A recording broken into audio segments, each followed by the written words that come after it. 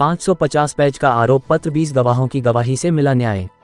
9 साल केस चलने के बाद आरोपियों को उम्र कैद की सजा मिली।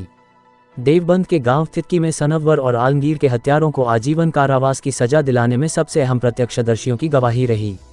देवबंद के गांव थितकी में सनवर और आलमगीर के हत्यारों को आजीवन कारावास की सजा दिलाने में सबसे अहम प्रत्यक्षदर्शियों की गवाही रही। इस केस में पुलिस की तरफ से 550 पेज का आरोप पत्र दाखिल किया गया था, जिसमें 20 गवाह थे। केस करीब 9 साल 2 माह तक चला, अब जाकर पीड़ितों को न्याय मिला है।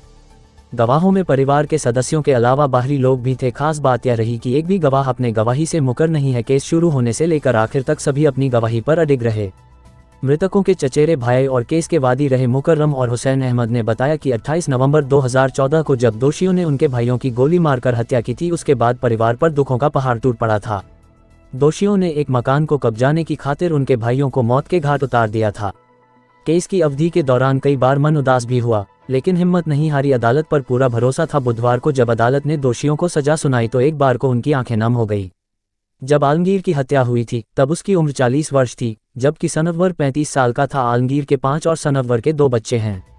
दोनों की हत्या से बच्चों के सिर से पिता का साया उठ गया था, लेकिन उनकी पत्नी और परिवार सदस्यों ने बच्चों का पालन पोषण करने के साथ पढ़ाई लिखाई भी करा रहे हैं। एसपी सिटी अभिमन्यु मांगलिक ने बताया कि दोषी उस्मान जिले का टॉप 10 अपराधी है, जो उस समय जमानत पर आया हुआ था। उसके खिलाफ से अलग अलग थानों में जानलेवा हमला, रंगदारी मांगने और गिरोह बनाकर समाज में भय फैलाने के 10 से अधिक केस दर्ज है, जिसकी हिस्ट्री शीट भी खुली हुई है।